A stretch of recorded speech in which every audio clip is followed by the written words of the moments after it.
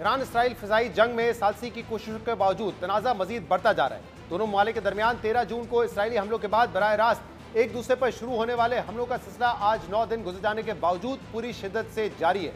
इसी जंग और गजा पर इसराइली हमलों को लेकर आज OIC के वज़राए खारजा का 2 रोज़ा इजलास भी इस्तांबुल में जारी है, जिससे खिताब करते हुए तुर्क सदर ने नेतन्याहू को हिटलर करार दे दिया है। तुर्क सदर रजब तैयब अर्दोगान ने OIC वज़राए खारजा के इजलास से खिताब करते हुए कहा है कि नेतन्याहू हिटलर पूरी खित्ते को तबाही में धकेलना चाहता है। इसराइल ने अमेरिका और ईरान के मुज़ाकरात सबूताज करने की कोशिश की। इसराइल इस जंग को पूरे खित्ते में फैलाना चाहता है। सदर अर्दोगान ने कहा है कि मगरबी ताकतें इसराइल की हिमायत कर रही हैं। नेतन्याहू खित्ते में अमन की राह में सबसे बड़ी रुकावट है। ये इजलास एक ऐसे वक्त में हो रहा है कि जब इसराइल की जानिब से ईरान पर हमलों का सिलसिला जारी है। ईरानी मीडिया के मुताबिक इसराइल की जानिब से ईरान के शहर शिराज में मिलिट्री साइट को निशाना बनाया गया और इससे पहले ईरानी शहर इस्फहान के करीब न्यूक्लियर साइट पर हमला किया गया, लेकिन ईरानी मीडिया के मुताबिक साइट से किसी खतरनाक मवाद का कोई अखराज नहीं हो रहा। इसराइल ने कल रात ईरान के शहर कुम में भी रिहायशी इमारत को निशाना बनाया था।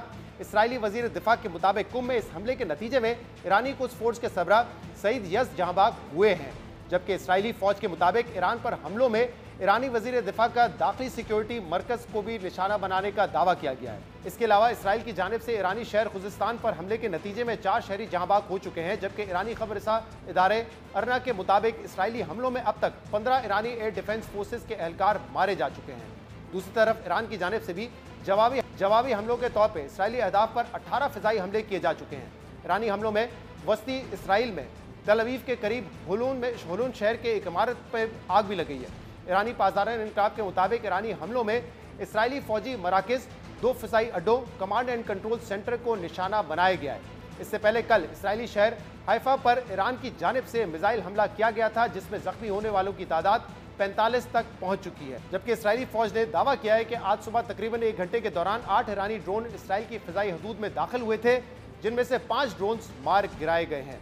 जबकि कुछ दिन पहले इसराइली वजीर आजम और वजीर दिफा की जानिब से ईरानी सुप्रीम लीडर आयतुल्लाह खुमैनी को कत्ल करने की धमकी दी गई थी, जिसके बाद ईरानी सुप्रीम लीडर आयतुल्लाह खुमैनी ने अहम फैसला करते हुए अपने जानशीन मुकर्रर कर दिए। न्यूयॉर्क टाइम्स की 3 ईरानी ज़राए के हवाले से दी गई खबर में यह दावा किया गया है कि ईरानी सुप्रीम लीडर ने अपने जानशीनों के तौर पर 3 नाम तजवीज़ किए हैं। न्यूयॉर्क टाइम्स के मुताबिक मुमकिना जानशीनों में मुख्तलिफ उलमा के नाम शामिल हैं। यानी एक तरफ इसराइल और ईरान की कशीदगी में इजाफा होता दिखाई दे रहा है, तो दूसरी तरफ इस कशीदगी को रोकने के लिए सिफारती कोशिशें भी जारी हैं। ईरान और इसराइल की कशीदा सूरत हाल के हवाले से कल जिनीवा में बरतानिया, फ्रांस और जर्मनी के वज़राए खारजा समेत यूरोपीय यूनियन के चीफ डिप्लोमेट के ईरानी वज़ीर खारजा अब्बास इराकी से इंतहाई अहम मुज़ाकरात भी हुए थे।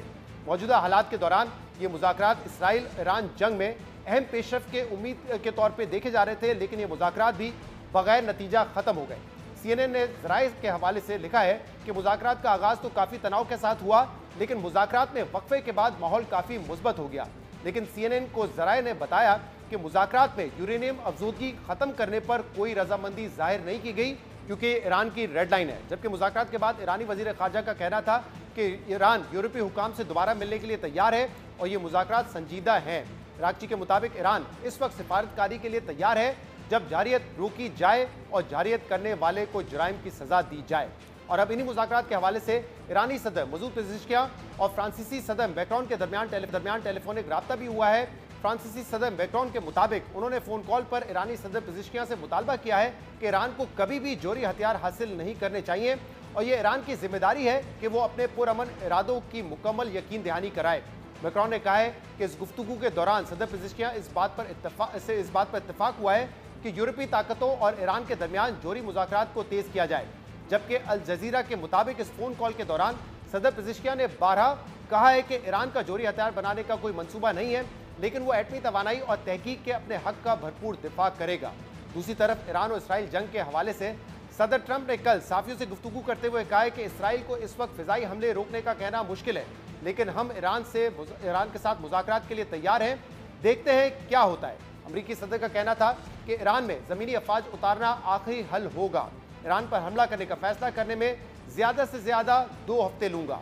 साथ ही अमेरिकी सदर ने ईरान के एटमी प्रोग्राम से मुतल्लिक अमेरिकी इंटेलिजेंस डायरेक्टर तुलसी गेबार्ड और अपनी इंटेलिजेंस को भी गलत करार दिया है। Iranian foreign minister this afternoon said if the U.S. is serious about negotiations, that you would call up Israel and request that they stop their airstrikes. Well, I think it's very hard to make that request right now. If somebody's winning, it's a little bit harder to do than if somebody's losing.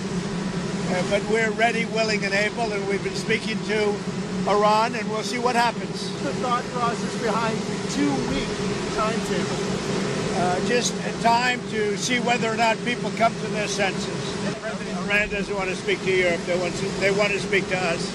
Europe is not going to be able to help in this. It's a tremendous amount of material, and I think within a matter of weeks, or certainly within a matter of months, they're going to be able to have a nuclear weapon. We can't let that happen. Our intelligence community has said they have no evidence that they are at this point. Well, then my intelligence community is wrong. Who in the intelligence community said that? Your Director of National Intelligence, Tulsi Gabbard. She's wrong. Does Iran have 2 weeks, or could you strike before that? Are you essentially giving them a 2-week timeline? I'm giving them a period of time. We're going to see what that period of time is, but I'm giving them a period of time. And I would say 2 weeks would be the maximum. Is an aerial campaign in Iran enough, or do you need ground forces? Well, I'm not going to talk about ground forces. Because the last thing you want to do is ground forces. यानी अब Donald Trump अपनी ही intelligence agencies की दी हुई intelligence को गलत करार दे रहे हैं।